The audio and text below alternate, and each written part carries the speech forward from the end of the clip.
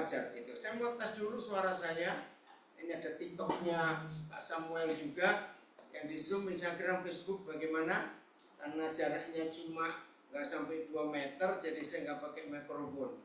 Tolong dijawab, Zoom, Instagram, Facebook, suaranya bagaimana? Huri mana Huri? Nah ini dia. Panggil. Jadi saya ini nggak suka kalau panitia sibuk tapi nggak dapat berkat. Tolong panggil mereka, saya nggak akan ngajar kalau mereka tidak di sini. Biarin yang telat biar diurus sendiri. Kenapa telat? Huri, cepat masuk. Huri. Itu yang duduk depan ini. Siapa yang telepon saya itu? Orensius ya. Ayo, Mas Naga, masuk. Ayo. Ya, siapa milih ruangan ini salah besar. Kenapa tidak pakai ruangan yang besar? Panitianya kurang iman. Siapa? Ketua. Mana Huri? Oh sudah. Mau ngomong sesuatu enggak? Nah. Ayo cepat masuk Barensius. Baik. Sangat bersyukur kepada Tuhan kalau hari ini oleh pertolongan Tuhan kita semua bisa tiba di alma mater kita masing-masing. Amin. Walaupun ada beberapa saudara yang tidak bisa datang karena banyak hal yang mereka nggak bisa atasi, tapi bersyukur ada beberapa mengikuti via online. Puji Tuhan, kehadiran Tuhan sama dengan kita semuanya di sini. Saudara, kalau hari ini diberi tema, saya tidak tahu yang milih tema ini siapa, tapi ini tema yang luar biasa. Bagi yang baru-baru bergabung, supaya saudara tahu, pesan ini satu-satunya pelayanan yang nggak hanya ada di Indonesia, tapi satu-satunya pelayanan yang ada di dunia. Yang ada kata desa. Ini luar biasa, desa. Nah, satu-satunya juga pelayanan yang ada kata terpadu. Satu-satunya juga. Sinergi itu gabungan dari dua kata. Sinkron energi. Sinkron itu bukan peleburan. Apa ya, sinkronisasi. Penyesuaian. Agak sulit memang dalam bahasa Indonesia. Sinkron energi. Sinergi itu bukan penambahan. Misalnya 2 tambah 2, 4. Juga bukan perkalian. 3 kali 2 itu 6. Sinergi itu lebih hebat daripada penjumlahan dan perkalian. Dan bukan kata ya, teori sinergi yang pernah ditemukan oleh manusia di literatur yang tertua. Ini ada di jurnal internasional, luar biasa. Saya ulangi, literatur tertua di dunia yang pernah ditemukan oleh manusia dimulai di mana sinergi itu. Kalau Imamat 26 ayat 8 kita lihat. Ini literatur tertua yang luar biasa. Imamat 26 ayat 8. Sungguh-sungguh hebat Tuhan itu. Ya, oke. Alkitab saudara baca. Pak Ishak belum nyambung. 26 ayat 8. 26. Sudah ketemu Alkitab saudara? Baca. 1, 2, 3. 5 orang dari antara mengatakan 100 dan 100 orang dari antara mengatakan 100 dan semua musuh akan tewas di hadapanmu oleh pedang. Ini proses sinergi yang pernah tertulis dan ditemukan oleh manusia, yaitu tulisan Musa. Berarti sebelum Musa tidak ada orang yang mempunyai konsep sinergi. Kita hitung 5 mengalahkan berapa? 100. Kalau dibagi, satu orang mengalahkan berapa? 20. Tapi yang 100 ngalahkan 10.000. 100 itu 10.000, itu bahasa Melayu. Kalau penjumlahan dan perkalian, maka 100 ngalahkan berapa? Kalikan 20 tadi. Jajak mikir susah. Berapa itu? Ayo. Berapa? 2020. Ya biasanya itu duit cepat kok Pak Eda. Berapa? 2.000. Nah itu karena itu dosen matematika yang baru ngomong. Pak Soeharto jadi cepat ngitung. Ini sinergi. Satu dengan satu. Bukan satu ditambah satu. Kalau 1 dikali 1 malah celaka. Kok nggak amin? Tinggal 1. Nah, sinergi itu bukan 1 tambah 1, bukan 1 kali 1, tapi 1 dengan 1. Tidak harus 2. Tergantung 1 yang pertama ini punya berapa kekuatan, berapa skill, berapa talenta, berapa kemampuan, berapa kapasitas. Dan 1 yang kedua pun ditentukan berapa talentanya, berapa skillnya, berapa kapasitas dan fasilitas. Bukan ditambah, bukan dikali, tapi bukan juga dilebur, tapi sinkron energi. Energinya dipersatukan. Ini dahsyat luar biasa. Masih ingat ada satu ayat, saya lupa tadi saya cari belum ketemu. Di Perjanjian Lama, Yahweh Tuhan pernah berbicara. Dia nggak perlu orang banyak, cukup orang sedikit, tapi mau taat kepada dia. Maka Gideon ya, maka hal-hal besar pun akan ditaklukkan. Saudara, dunia selalu melihat jumlah, betul tidak? Dunia selalu melihat jumlah, tapi Papa kita tidak. Papa selalu melihat kekuatan kita masing-masing. Itu nanti yang akan dipakai. Maka itu jangan pernah ada yang menyerah ketika fasilitas yang tersedia tidak memadai dengan target yang kita mau capai. Saya ulangi, jangan pernah menyerah kalau fasilitas yang kita miliki itu tidak memadai dengan target yang akan kita capai. Kenapa? Ya jawab dong, kenapa? Ya, saya baru ngomong belum 10 menit. Iya, kita bisa sinergi dengan yang ada. Amin. Amin.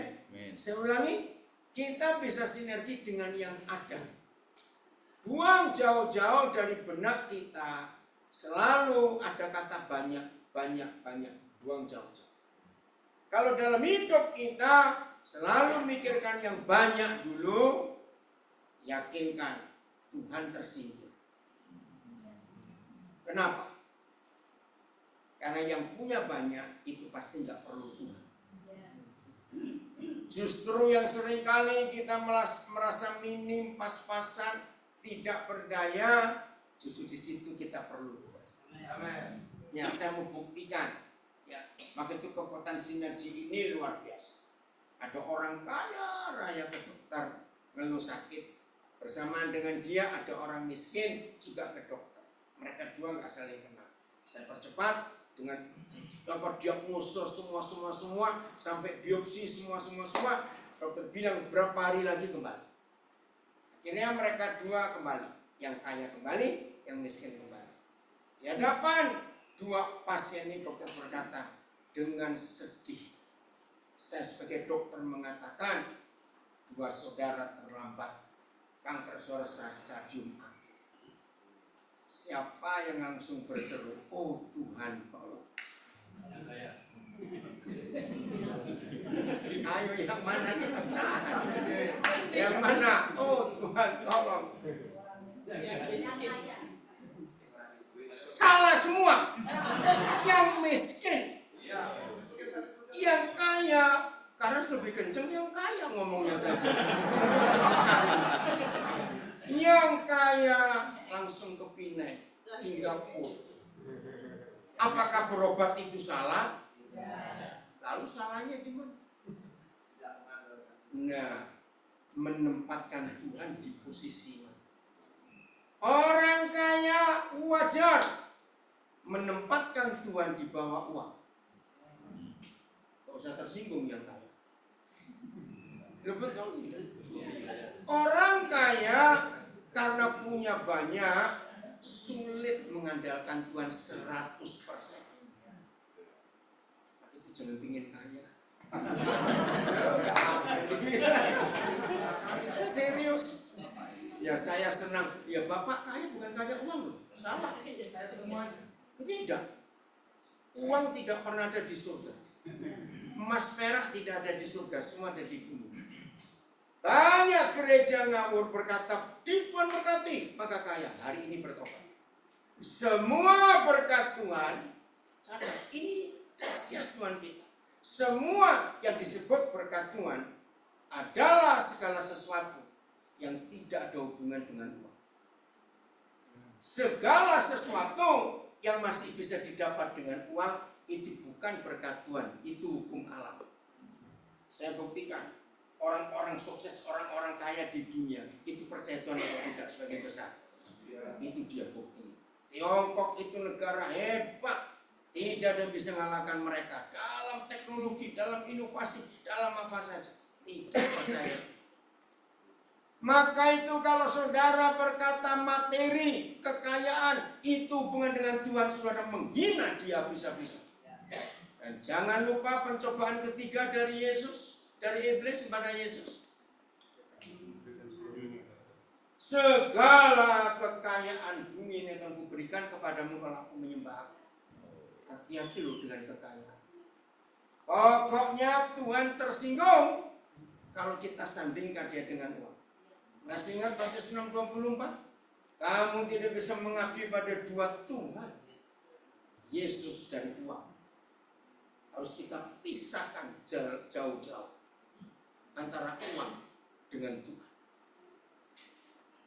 Saudara, ini fakta yang ada.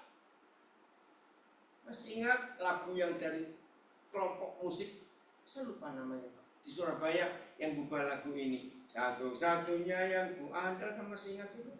Saya beritahu, kalau duitmu lagi banyak, jangan nyanyi lagu ini. Pasti munafik. Lo betul enggak? Serius. Lagu itu paling indah ketika nggak punya duit kita nyanyi. Setuju saya ngomong itu. Loh, ini jelas. Di mana ada uang, Tuhan langsung turun. Gak usah tersinggung. Ini fakta. Maka itu hanya Tuhan Yesus yang berkata, siapa yang lebih susah masuk surga dan lebih gampang masuk neraka?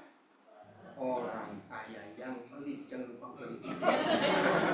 Itu yang susah masuk surga, gampang masuk neraka. Jadi silakan kaya, asal jangan pelit. Oke? Saya kembali. Jadi sinergi itu tidak ada sangkut paut dengan jumlah banyak. Banyak fasilitas, banyak orang, banyak uang, banyak apa. Sinergi itu apa yang ada. Ya, apa yang ada. Dalam filosofi Jawa ada satu kalimat sakti yang selalu saya pakai. Lokosuto. Lokosuto itu bagi orang Jawa itu artinya luar biasa. Ya sudah cuma ini. Gak ada tendensi macam-macam, gak ada kemunafikan, gak ada kepura-puraan. Raja-raja Jawa yang punya kesaktian itu kalau dia transparan dan tulus. Begitu ada sesuatu yang disembunyikan, langsung turun amun. Itu filosofi Jawa tentang Lokosuto. Nah, sinergi bisa dikerjakan ketika semua kita menyadari aku nggak punya kekuatan apa. Saya tanya jujur kepada semua saudara, hewan dengan manusia, siapa lebih sehat, siapa lebih pintar? Jangan tersinggung. Jawab dong, siapa lebih sehat, siapa lebih pintar? Nah, mereka lebih sehat, mereka lebih pintar. Mereka makan apa saja nggak pernah dicuci atau direbus. Yang mencret. Kita bisa dicuci, direbus, mencret. Maaf, betul tidak? Siapa pernah perhatikan burung-burung? Maka itu Tuhan Yesus berkata, lihat burung-burung. Perjanjian lama banyak bicara tentang hewan-hewan. Luar biasa. Lihat burung. Pohon yang mereka jadikan sarang. Secara fakta, bentuknya hampir sama semua atau bedanya nyolok sekali. Lu jawab, hampir sama semua atau bedanya nyolok sekali. Pohon-pohon itu saya tanya, cepat jawab. Hampir sama, hijau semua. Ternyata tidak akan pernah ada burung mau pulang, keliru. Nah, ini betul-betul saya tuh belum ketemu jawabannya sampai hari ini. Kita ini punya rumah, punya alamat, punya nomor rumah pakai GPS. Bisa kesasar. Burung itu pohonnya nggak ada nomornya. Bahkan di satu pohon yang besar ada berapa sarang burung. Mau sombong apa? Sinergi tidak terjadi ketika ada orang sombong.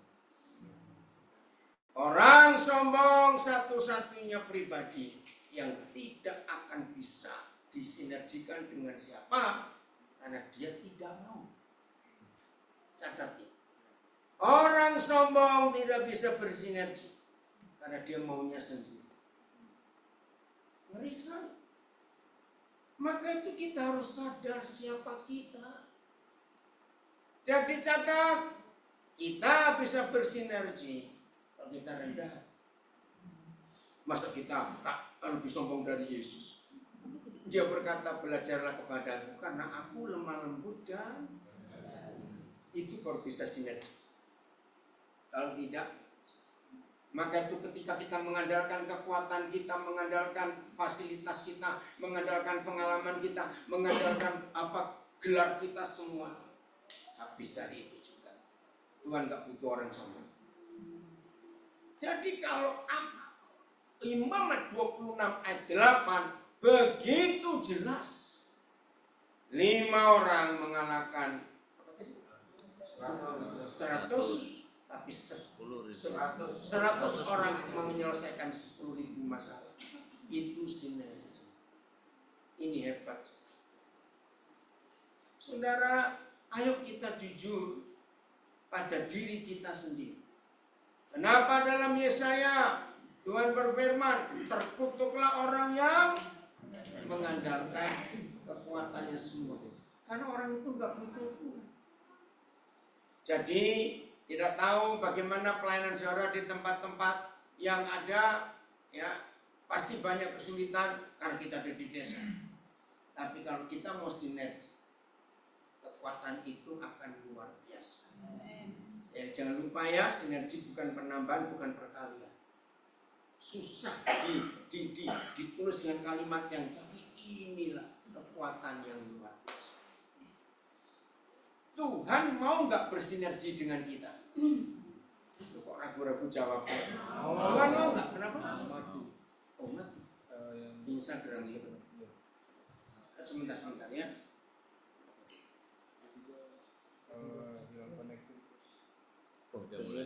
Oh, enggak bisa. Bentar ya. Maaf. Bentar. Itu bukan bisa. Ya, bentar. Ya ini harus di-share. Tadi itu udah keluar jaringan.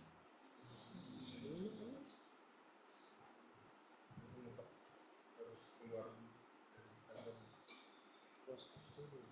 Ya, kalau close hilang. harus close app.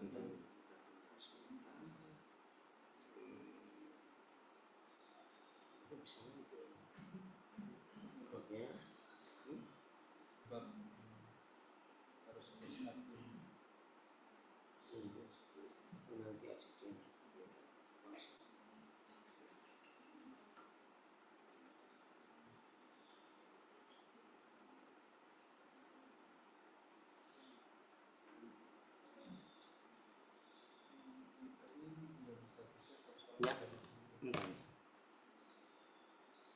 Maaf.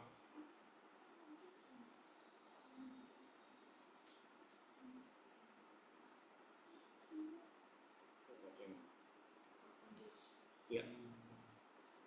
Maaf ya, ada gangguan Instagramnya.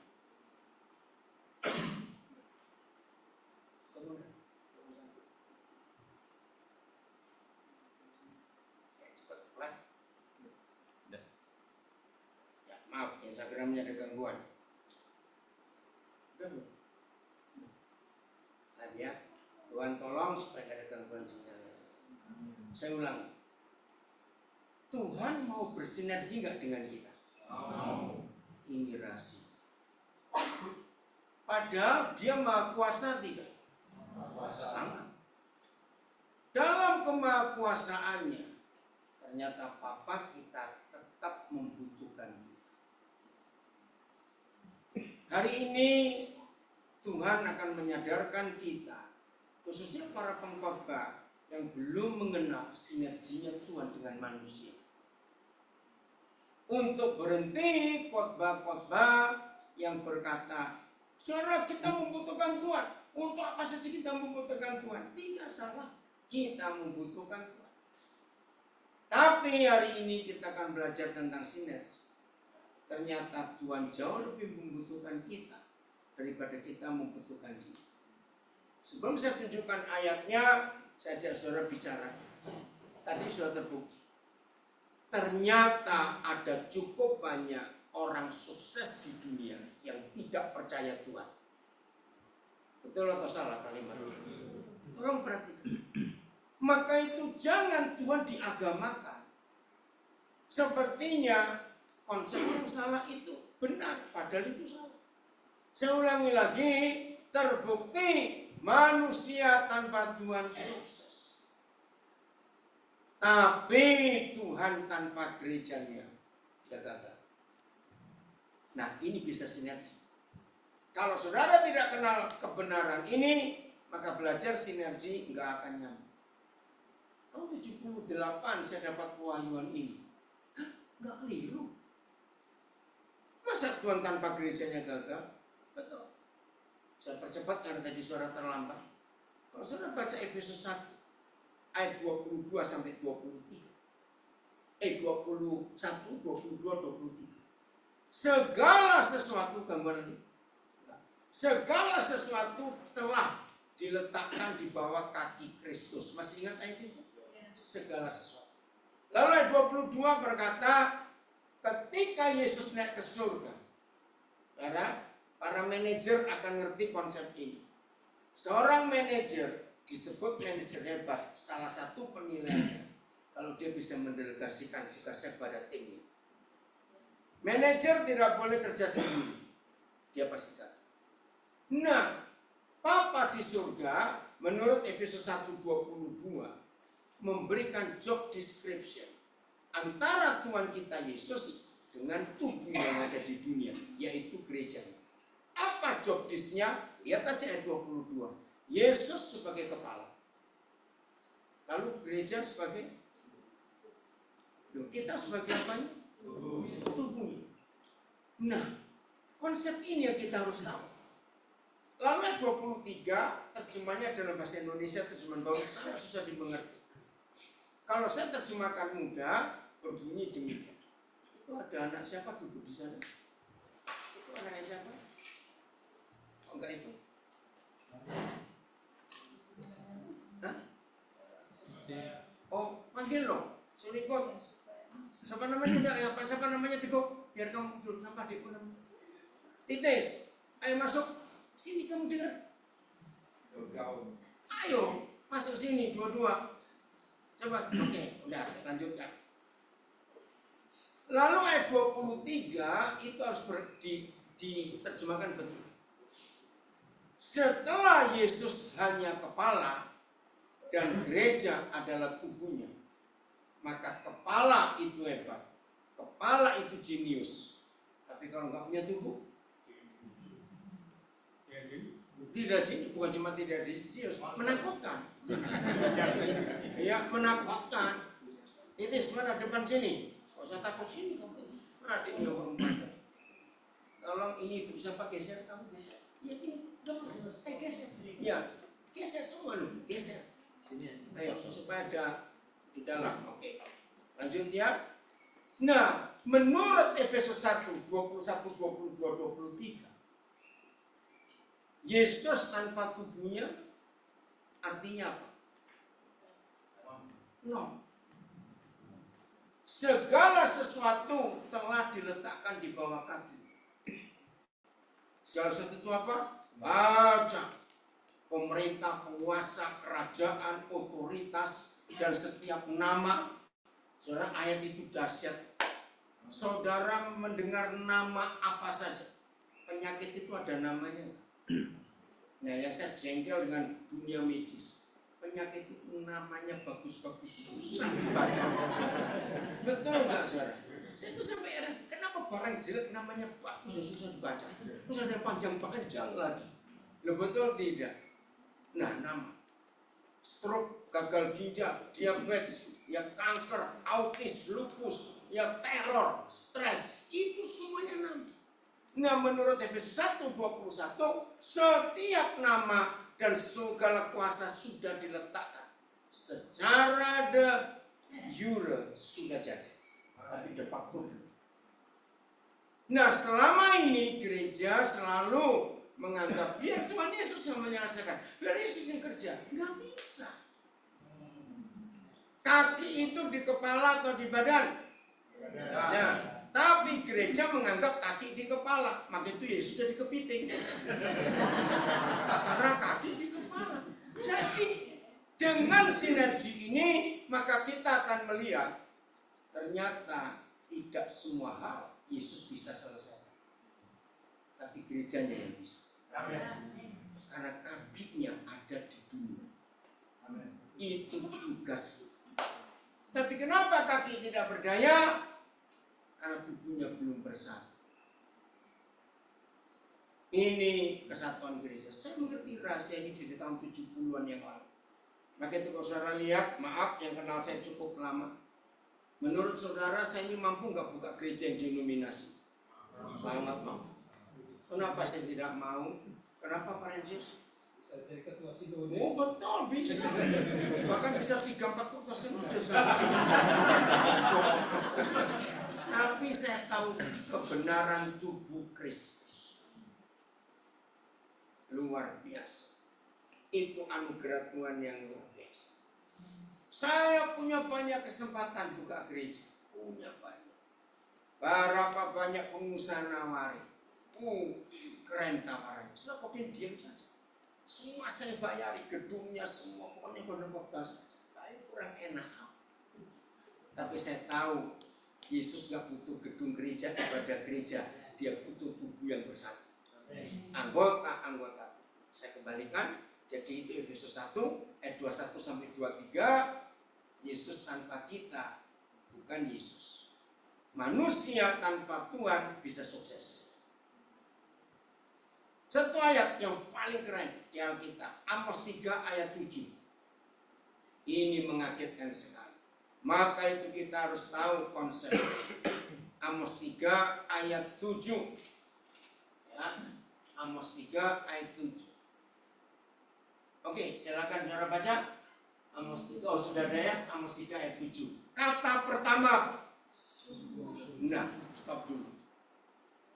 Sedikit sekali di Alkitab firman Tuhan didahului dengan kata sungguh. Itu sedikit. Saya pernah coba itu nggak sampai 20 ayat. Maaf, buat saya ini penting. Bukan yang lain nggak penting. Tapi saya beri perhatian khusus. Sungguh Yahweh Tuhan tidak berbuat. Ayo. Sungguh Yahweh Tuhan tidak berbuat sesuatu. Stop dulu, mana? Iya. Stop. Apa kata lain tidak berbuat sesuatu? Nganggur. Ada yang lebih tajam. Diam. Yang di luar. Apa kata lain tidak berbuat sesuatu? Malas. Pasif. Tengok. Ayo yang lain. Kurang tajam. Ada satu kata yang tajam. Cuek. Tidak peduli. Terus lagi. Tidak mau tahu. Kurang tajam. Tidak bisa apa-apa. Aneh. Kenapa disebut yang Maha Kuasa kok tiba-tiba tidak bisa apa? Serius. Perhatikan kata di tengah. Tanpa. Ini kata penting. Berarti kenapa dia tidak bisa berbuat sesuatu? Kenapa dia nganggur, cuek, diam, malas, masa bodoh, semuanya tanpa. Nah, ini terjemahnya salah. Saya bukan nabi. Menyatakan rencananya kepada teman sekerjanya. Pastinya 1 Korintus 3:9, kita adalah kawan sekerja Tuhan. Kalau kita ngerti dunia bisnis, maka kita akan tahu disebut teman sekerja itu beda level atau selevel. Itu dia. Ini yang buat saya gemetar. Ayo kita temukan. Kalau saudara pengusaha, pebisnis, mencari rekan sekerja, beri saya 3 kriteria. 1, cepat apa? Jangan pura-pura kaya gitu. Bisa dipercaya. Bisa dipercaya. Nah ini yang betul nomor sini. Punya uang enggak? Dipercaya atau rajin itu urusan nanti. Punya duit. Amin. Ya ngapain punya rekan sekerja enggak punya duit malah ngerepotin. Maaf. Yang kedua, bisa kerja enggak? Malas atau tidak? Nomor 3, baru Pak Subrani bilang apa? Bisa dipercaya. Ayo jujur jawab. 3 kriteria itu ada pada kita enggak? Lo jawab. 3-tiganya enggak ada. Betul? Berapa duitmu? Jangan sombong. Betul? Kita rajin atau malas? Maka tuh kerjanya nggak selesai karena kita malas. Nomor 3, kita bisa dipercaya nggak? Jawabannya kadang-kadang. Nah ini yang kita temukan. Saya nangis pertama kali Roh Kudus ngajar saya. Tidak ada seorang pun di antara kita yang memenuhi kriteria layak jadi teman sekerja. Pret. Tapi dia tetap masih panggil kita. Kembali. Orang yang model begini dipilih Tuhan lalu sombong. Kurang ajar enggak? Sangat kurang ajar. Ini yang luar biasa. Sungguh Yahweh Tuhan tidak akan berbuat sesuatu sebelum berunding dengan rekan sekerjanya. Ayo kita kenali. Di seluruh alam semesta ada beberapa kekuatan. Susah sekali. 2. Apa dan siapa? Tuhan dan setan. Sadar nggak ayat ini? Kalau yang Maha Kuasa Bapa kita diam karena rekan sekerjanya nggak mau tahu. Yang aktif siapa? Nah, ini mengerikan sekali. Maka itu kita mengetahui sekarang banyak manusia sukses tanpa Tuhan, tapi Tuhan gagal tanpa gereja.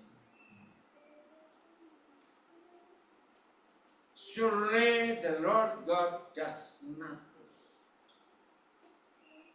Sama sekali tidak berdaya. Dengan kata lain, Tuhan mau bersinergi dengan kita enggak?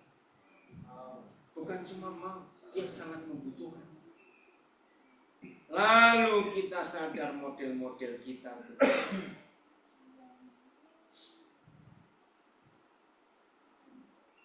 Saya percaya belum ada seorang pun, Pak Bambang nggak ada, 20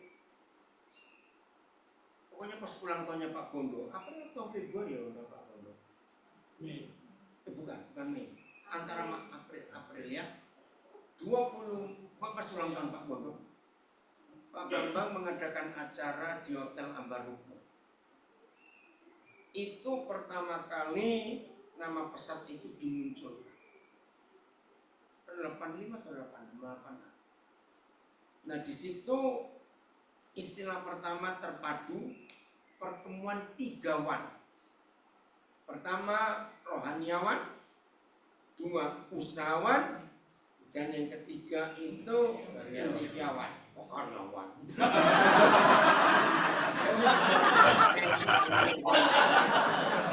Ya, saudara, karena pesat diambil dari kitab Hagai pasal 1. Dalam Hagai 1, Hagai berseru, "Hai Serubabel bin Syaltiel, Bupati Yehuda, dan Yosua bin Yosadak, imam besar, dan selebihnya dari bangsa itu." Nah, kata terpadu dari yayasan kita ini diambil dari Hagai 1. Siapa itu bupati? Itulah kaum cendekiawan, kaum profesi. Ada pejabat, ada kaum profesi. Usahawan di sini. Siapa rohaniawan? Hamba-hamba Tuhan. Baru ada cendekiawan. Selebihnya dari bangsa itu. Itu digabung oleh Bapak. Nah, salah satu pembicaranya, saya nggak tahu itu, masih hidup nggak beliau ini. Bapak A.M. Sinaga, pemilik pendiri asuransi Bumi Asijaya. Itu pertama kali saya ketemu Pak A.M. Sinaga ini. Model Batak, tapi Sinaga satu ini Batak Jawa, beda. Sama Pak Saribu ini Batak Jawa juga. Oke. Suara begitu Pak A.M. Sinaga berdiri di Grand Ballroom-nya Hotel Ambarut Yogyakarta. Begitu Pak A.M. Sinaga naik dengan jenggotnya itu, suaranya kencang sekali. Ternyata banyak hamba Tuhan tersinggung, termasuk saya. Begini kalimat pertama Bapak A.M. Sinaga, saya nggak akan. Kalau Tuhan modal saya pecat ini pendeta-pendeta. Tiap bulan minta gaji. Kerjaan 2000 tahun nggak selesai-selesai. Betul nggak dia berkata? Betul. Karena dia bos punya karyawan. Lihat, Tuhan Yesus nggak minta banyak kepada kita. Pindahkan surga ke bumi. Seperti Jokowi berhasil memindahkan Jakarta ke IKN. Itu 2000 tahun yang lalu dia minta. Datanglah kerajaan. Jadilah kehendak supaya bumi jadi seperti surga. Nah, tahun 86 sampai sekarang sudah berapa tahun lagi belum selesai. Saudara, sejak hari itu saya kejar. Iya ya, keterlaluan ya kita ini. Diperintah 2000 tahun yang lalu, gaji jalan terus. Nggak selesai-selesai pekerjaan. Langsung terpikir, ayo jujur, sesederhana-sederhananya sebuah keluarga, namanya pindah rumah itu susah atau mudah? Karena barangnya. Apalagi yang kaya, ada nggak tahu. Nah, muncul konsep itu gara-gara Pak A.M. Sinaga ini ngomong begitu. Lalu saya cari, Tuhan ampuni kami. Orang yang mau pindah rumah itu harus mikir barang. Betul? Lalu mencocokkan dari rumah yang lama ke rumah yang baru, mana yang masuk, mana yang nggak masuk. Betul nggak? Nah, yang sederhana aja susah, apalagi yang kaya. Lalu saya mulai tanya, kalau begitu kerajaan surga itu kan ada barangnya. Harus mikir yang dipindahkan apa? Hebat Roh Kudus. Ada loh ayat. Roma 14:17 coba. Nah, kita akan ngitung berapa isi kerajaan surga. Lantas Bapak Sinaga marah. Aku pecat semua kalau aku ini Tuhan. Baca 1, 2, kita sebab kerajaan surga itu bukan soal makanan dan minuman, tapi kebenaran 1, damai sejahtera 2, sukacita oleh Roh. Saya menangis, ampuni Bapak. Masa mindakan 3 barang 2000 tahun gak selesai-selesai? Atas Bapak AM Senagama. Padahal yang pertama bukan urusan kita. Itu cuma menyatakan saja. Siapa kebenaran itu? Yesus. Yesus gak perlu kita apa-apakan. Bawa saja. Tugas kita malah cuma 2 benda itu. Apa tadi? Damai sejahtera, sukacita Roh Kudus. Jadi kemanapun kita hadir, selalu membawa kebenaran. Selalu ada dampak damai sejahtera. Selalu ada sukacita. Ini gampang sekali. Tapi setan merusak. Bertahun-tahun sudah. Ayat 18. Saya itu panik dengan ayat 18. Bertahun-tahun. Tapi setelah Bapak Aim Senaga ngomong, saya bertobat. Karena barang siapa melayani Kristus dengan cara ini, baca. Ia berkenan pada Allah dan menghormati manusia. Coba renungkan. Apa yang terjadi kalau dalam pelayanan kita itu berkenan kepada Yahweh Tuhan kita dan manusia menghormati. Walaupun kita nggak perlu cari hormat manusia. Tapi kalau mereka menghormati kita, ya jangan ditolak tahu. Oh enggak, amen. Kita nggak cari. Nah, saya sampai jengkel dengan Paulus. Kok nggak jelas sih kamu? Dengan cara ini, lah cara apa? Saya punya buku 4 tafsiran Alkitab. Malah membingungkan saya baca. Ya udah saya diamkan saja. Saya punya guru sudah meninggal dari Magelang, namanya Bapak Pendeta Yesaya Sunarso. Saya belum pernah ketemu ada guru saya hebat, walaupun dia bukan teolog, orang sederhana. Begini kata saya dengan dia Pak Nas. Dan dia mau saya ingat, kalau kamu belajar Alkitab, jangan sekali-kali kamu sandingkan dengan buku-buku yang lain. Kenapa Pak Narso? Kamu menghina otoritasnya. Loh, kok bisa? Dia pakai lafal Arab. Alkitab itu dari bahasa Arab. Al itu segala-galanya. Kitab itu buku. Dan kamu harus tahu, buku yang lain di dunia ini, karangan siapa saja, itu sumbernya cuma satu. Sejak itu saya pegang betul perkataannya. Betul tidak? Tidak ada buku-buku yang lain kalau nggak ada Alkitab. Jadi kamu nggak boleh sanding. Terus kalau kamu baca dan kamu tidak ngerti, jangan paksa. Tutup saja. Berarti belum waktumu. Terus dia nambahin kalimat. Dan kamu percaya.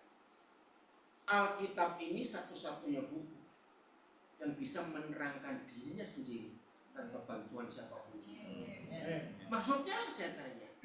Jadi kalau kamu pernah baca misal kitab Roma, ada fase ayat enggak ngerti, jangan kaget. Tiba-tiba dia akan menerangkan itu di kitab Kejadian jawaban. Ngerti enggak? Nah teori itu saya pakai sampai hari ini. Maka itu saya menghindari banyak buku rohani. Saya lebih suka baca buku ilmu pengetahuan supaya lebih cocok. Serius. Ini kenapa saya bisa menerangkan sinergi seperti ini? Karena saya baca buku ilmu pengetahuan. Itu luar biasa.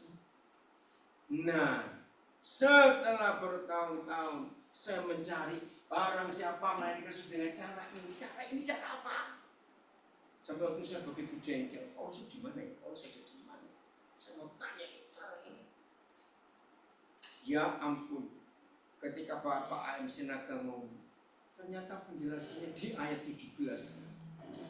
Barang Kristus selalu menghadirkan kerajaan surga. Orang tidak menolak Injil. Orang hanya menolak agama Kristen. Barang siapa melayani Kristus dengan menyatakan kebenaran, damai sejahtera, sukacita oleh Roh Kudus di bumi, maka Tuhan pasti berkenan dan orang pasti menghormati. Wah, luar biasa. Kalau dibalik, kalau ada di antara kita melayani nggak dihormati orang dan nggak pernah kepada Tuhan, pasti kita pakai cara lain. Inilah yang kita harus tahu betapa dahsyatnya firman. Katakan amin. Percaya sekarang? Percaya. Jadi Yesus tanpa gereja, dia mau bersinergi dengan kita. Itu enggak main-main. Markus 2. Kita sering berkata, mari saudara kita memuji Tuhan. Wah, Markus 2 ini menjelaskan kepada saya hal yang sangat indah. Ternyata memuji Tuhan, memuliakan Tuhan itu bukan menyanyi loh saudara. Menurut Markus 2 ini kita akan ketemu memuliakan Tuhan, memuji Tuhan itu. Yang Tuhan mengasihi kita, ya. Lalu dampaknya ke orang lain, dan ketika orang lain kena dampaknya, baru orang memuliakan. Kita lihat dulu ayat 12. Coba baca ayat 12. Markus 2. Baca sama-sama. 1, 2, 3. Kalau itu pun suami segera mengangkat tempat tidurnya dan pergi keluar di hadapan orang-orang itu, sehingga mereka semua takjub lalu memuliakan Allah. Mereka semua takjub lalu memuliakan Tuhan. Katanya, yang begini belum pernah kita lihat. ini dampak sinergi. Nanti saya tunjukkan di mana sinergi. Coba renungkan. Kalau sampai apa saja yang Tuhan buat lewat hidup kita, saya ulangi, kalau sampai apa saja yang Tuhan buat lewat hidup kita, lalu orang-orang di luar kita berkata, oh, yang begini belum pernah kita lihat. Kita melakukan hal baru atau rutinitas? Baru. Ini dia.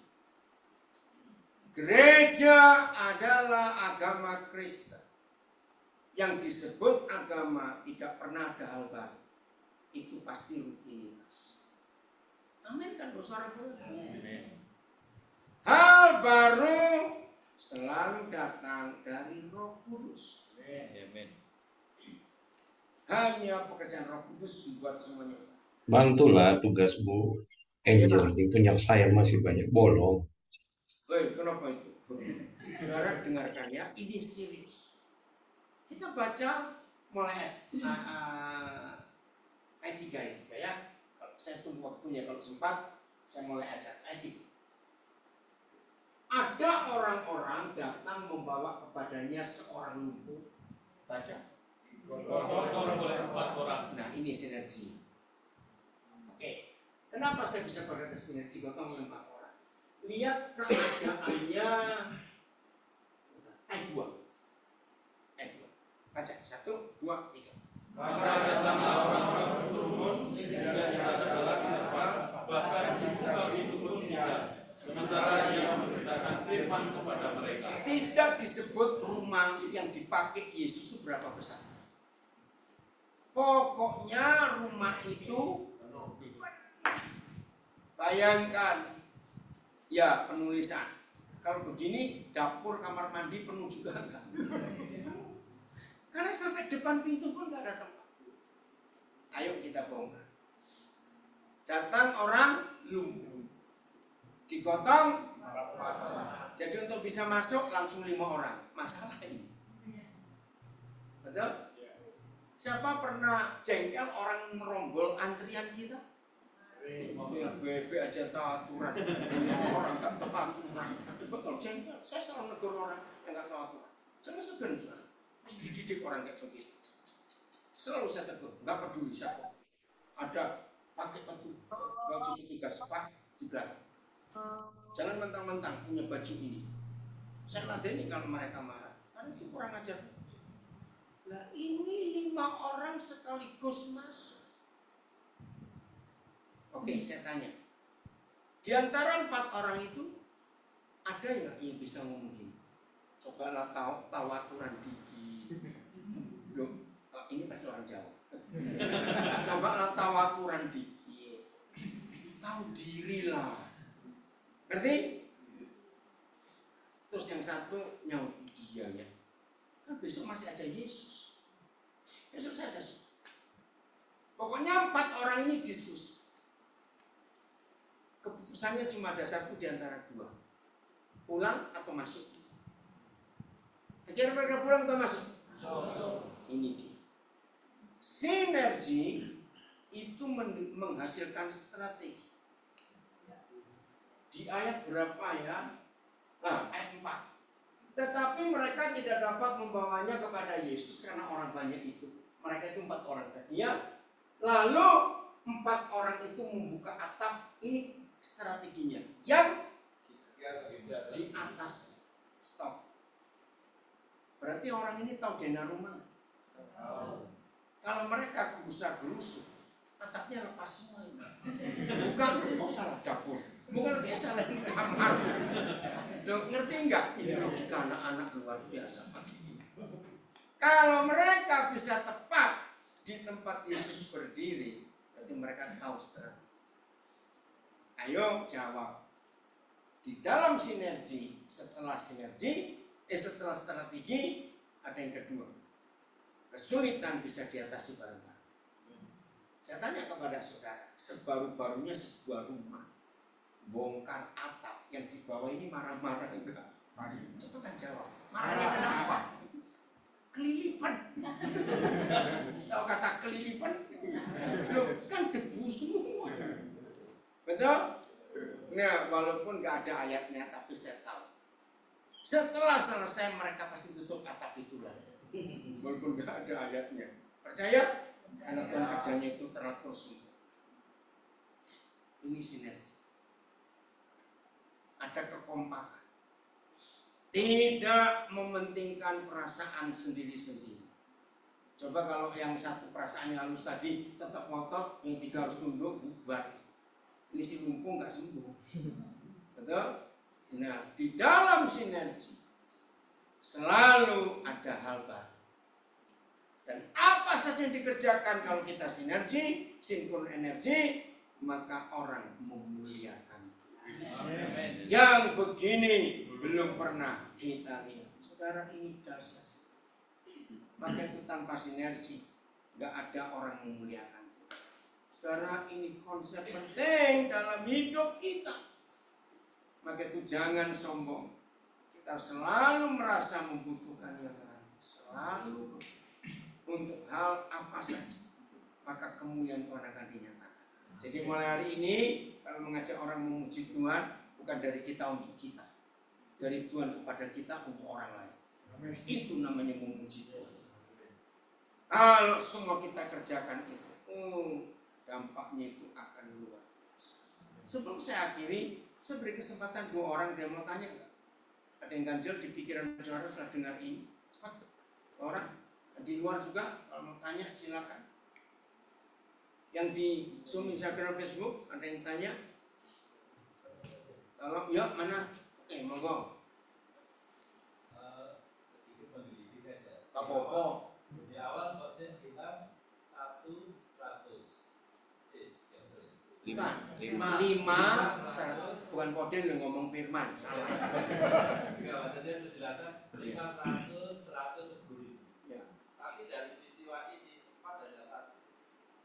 Loh, kan kita nggak berpatok angka. Enggak, maksud makanya. Kira-kira korelasinya antara di perjanjian lama dengan peristiwa ini gimana ya? Oh iya. Iya. Saya ulangi lagi. Bukan soal jumlah, tapi soal hasil. Jadi sinergi itu bukan soal jumlahnya, hasil. Nah, kita nggak bisa bandingkan 5, 100 dengan 4. Enggak begitu. Jadi pokoknya kalau kita kompak, sesulit apapun, pasti akan ada jalan. Jadi So jangan terpaku angkanya. Tapi nggak apa-apa, dengan ini kita bisa belajar. Ada lagi? Ayo. Nggak ada? Oke, saya lanjutkan untuk bagian terakhir. Dari sini kita melihat saudara betapa Papa kita itu selalu menunggu kita untuk tahu apa yang dia rencanakan. Jadi kalau ada kegagalan dalam pekerjaan Tuhan, yang biasa nyalakan setan bertobat. Karena gereja ngajari salah. Ada masalah, ini kakak, oh setan. Sudahlah, jangan buang-buang waktu nyalakan setan. Setan itu gak usah disalahkan, dari dulu sudah salah. Ngapain buang-buang waktu? Lebih baik nyalakan diri sendiri. Betul? Untuk kita koreksi diri kita sendiri. Nah, dari kebenaran itulah kita bisa melihat secara apa yang Tuhan bisa kerjakan atas hidup kita. Jadi selalu dengan tim, apa saja dikerjakan. Lihat waktu Yesus berdoa saja di Getsemani, dia minta teman. Itu kan luar biasa. Sampai dia berkata, aku ini ketakutan sampai mau mati. Dia Tuhan loh. Tapi yang diajak sinergi molor, tidur mereka. Aduh, sampai terus bilang bagaimana? Nah, ayat terakhir Ibrani 7 ayat 25. Ini luar biasa. Tuhan Yesus mau bersinergi dengan kita. Ibrani 7 ayat 25.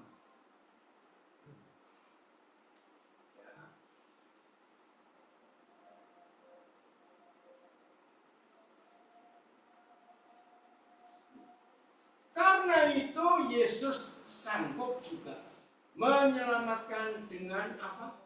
Sempurna semua orang yang oleh dia datang kepada Tuhan, sebab Yesus hidup senantiasa menjadi pengantara mereka. Dalam terjemahan lama pakai bahasa Arab menjadi pensyafaat mereka. Saudara keluarkan kata senantiasa. Apa kata lain senantiasa? Selalu. Nah, ada beberapa gereja yang menafsirkan kira-kira Tuhan Yesus itu sejak dia naik ke surga sampai dia balik lagi nanti itu ngapain ya? Jawaban gereja, dia memuji-muji Tuhan. Itu nggak ada ayatnya, cuma tafsiran. Yang betul ayat itu. Dari dia naik ke surga, yang 3 minggu lalu kita peringati hari kenaikannya, sampai dia datang kembali, selalu bersyafaat untuk orang-orang berdosa. Sanggup menyelamatkan dengan sempurna semua orang yang datang kepada. Tapi karena dia sudah di surga, yang di dunia siapa? Gereja. Begini Roh Kudus beri saya pengertian. Kalau saya tidak menemukan pengertian ini, saya nggak akan sampai ke Papua. Kalau sampai saudara dan saya tadi ketemu Hadim, kaget betul. Putih semuanya. Kaget. Maaf ya Hadim, karena lama nggak ketemu. Luar biasa. Sejak diutus tahun berapa? 90. Sampai hari ini gak keluar dari Sulawesi. Makin putih rambut. Nah, saya mau cerita. Kenapa Hadin bisa ke Sulawesi Tengah? Ini contoh saja. Hari itu Tuhan sedang mikir Sulawesi Tengah. Dia cari teman untuk bersinergi. Siapa kira-kira yang akan aku? Tuhan menemukannya. Nah, begitu pula semua saudara. Ada di mana? Saudara, sejak tahun 81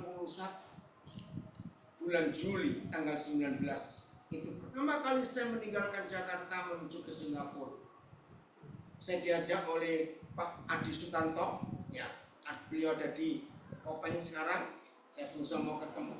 Tapi kalau saya nggak ada Pak Adi Sutanto, saya nggak bisa tahu luar.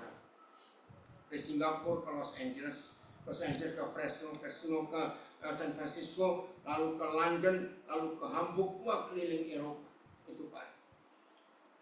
Akhirnya Tuhan buka pintu pelayanan, seperti saudara tahu semua. Tahun-tahun itu saya jarang di Indonesia. Saya sudah sangat mapan di Amerika, Eropa, Australia, Kanada lebih lagi, karena istri saya warga negara Kanada. Bulan Agustus tahun 89, saya waktu tinggal di rumah Pak Adi yang ada di Pasadena, California. Saya dapat buku From Jerusalem to Indonesia. Saya kaget. Kenapa bukan From Jerusalem to Indonesia? Gitu setelah saya baca. Wih, kenapa ya? Roh Kudus, saya percaya semua kita pasti punya pengalaman seperti ini. Kamu kesana deh. Langsung saya tanya, kapan Pak? Nah, ada teman pendeta di Honolulu, yang masih ada di Amerika. Ketika dia tahu saya mau pindah ke Irian, itu masih nama ini, dia tuh ngomong, Koden, kalau Koden sudah mapan di Eropa, di Amerika, di negara Barat, lalu balik Indonesia ke Irian, itu kemunduran. Logika betul. Tapi Roh Kudus luar biasa. Maaf saya cuma cerita.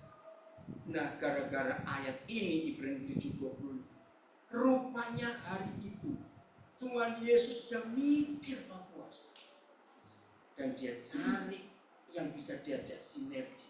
Siapa? Maka itu siapapun yang ikuti via online ataupun ada yang di sini, maaf saya berkata, siapa di antara kita yang hari-hari ini mengalami kebimbangan? Aku tetap di sini atau tidak ya? Atau bagaimana? Hari ini menantikan pensyafaat agung kita. Dia sedang mikirkan apa dan di mana. Kalau kita satu frekuensi nyambung, kita tahu kita akan dibawa kemana. Itu arti sinergi. Tuhan membutuhkan. 15 tahun setelah itu, di dalam sebuah konferensi internasional, saya ketemu teman saya pendeta di Honolulu ini, tapi saya sudah lupa. Nggak, di jam makan dalam konferensi itu, dia jabat tangan saya. Aduh, saya kalah saya. Ingat saya pernah ngomong 15 tahun yang lalu, ya lupa. Kalau kamu ngasih duit saya ingat. Ngomong apa? Loh, kemunduran. Oh iya. Terus kenapa? Aduh, saya ngikuti pelayanan Koden di Papua, hebat sekali. Ternyata yang mundur saya. Sebesar cuma putar-putar di sini terus. Maaf, tidak salah pelayanan di sana, tidak. Tapi biarlah hari ini siapapun juga kita yang sedang mencari pimpinan Tuhan, arah mana Tuhan akan bawa kita, dekati dia pensyafaat agung ini. Dia lagi mikirkan suku apa, bangsa apa, daerah mana. Ayo kita sama-sama mendengar. Siap bersinergi? Syaratnya apa tadi? Iya, jangan sombong dan jangan punya apa-apa. Kalau punya apa-apa, Tuhan gak akan ngajak. Ku ingin mendengar suaramu, Tuhanku. Ku sadar diciptakan untuk rencanamu yang mulia. Ku serahkan hidupku padamu, Yesus Rajaku, dan ku perhatikan kehendak-Mu padaku. Ku mau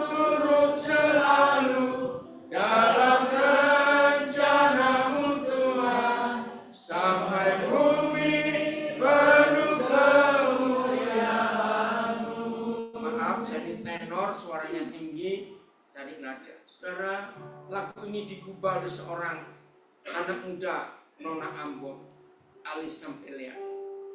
Kira-kira tahun 83. Dia gubah 2 lagu. Ketika dia nyanyi lagu ini, saya menangis. Tanya Elis, bagaimana caranya kamu dapat? Oh, dia cerita. Sekarang dia jadi ibu gembala di Singaraja. Saudara, lagu yang penuh urapan. Bukan lagu cengeng, murahan, minta berkat, sukses, berhasil. Saya percaya kalau semua kita mampu mendengar suaranya sekarang, kita nggak akan salah tempat, salah arah pelayanan. Maaf, siapa hari ini dalam acara reuni ini sedang burn out, capek, jenuh, lelah, bosan, warga bermasalah, anak-anak maaf, dan banyak lagi. Percayalah, Tuhan masih membutuhkan saudara. Dia nggak bisa kerja sendiri, dia perlu kita. Ayo, tangkap detak jantung yang paling lemah sekali. Kalau ngambilkan nada yang tepat, saya nggak tahu. Oh, berendani. Ya, ku ingin mendengar suaramu, Tuhanku. Ku sadar diciptakan untuk rencanamu yang mulia. Ku serahkan hidupku padamu, Yesus Rajaku. Kan ku perhatikan kehendak-Mu padaku. Ku mau turut selalu dalam rencana-Mu Tuhan, sampai bumi penuh kemuliaan. Sangat hebat kata-katanya, sampai bumi penuh kemuliaan. Ketika kita diajak sinergi bersama Tuhan Yesus, itu luar biasa. Sekali lagi, jeritan hati kami kiranya Tuhan dengar. Apalagi kalau Tuhan Yesus tahu di antara kami ada yang lelah, jenuh, rasanya mau lari dari panggilan, tapi kami malu, kami nggak tahu apa. Tuhan, Kau berbelas kasihan kepada kami hari ini. Kiranya kami kembali mendengar suara-Mu, lalu kami bangkit lagi semangat kami. Karena kalau kami bersinergi dengan sesama kami aja hasilnya luar biasa. Apalagi kalau kami bersinergi dengan Tuhan Yesus, oh, luar biasa. Ku ingin mendengar suara-Mu, Tuhanku. Ku sadar diciptakan untuk rencana-Mu yang mulia. Ku serahkan hidupku padamu, Yesus Rajaku. Kan ku perhatikan kehendak-Mu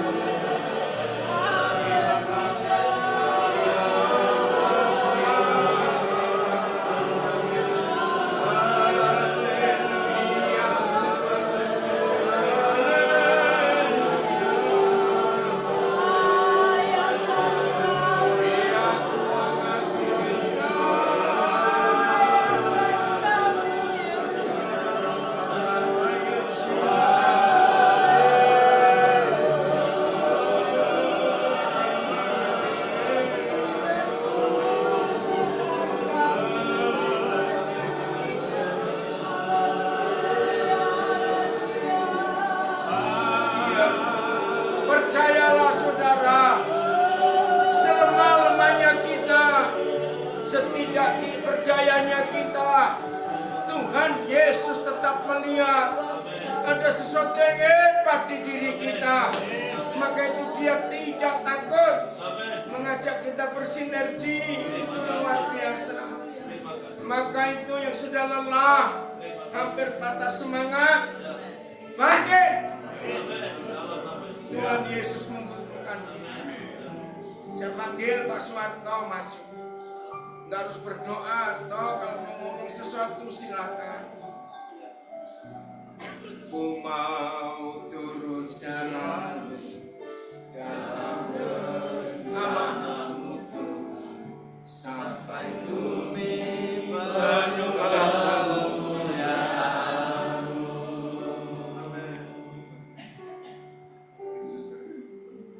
Amin. Ya, terserah. Mau ngomong lagi boleh jangan. Kita berdoa. Mari kita berdoa.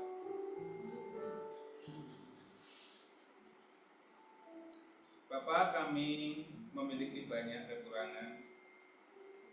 Kami memiliki banyak keterbatasan. Kami lemah.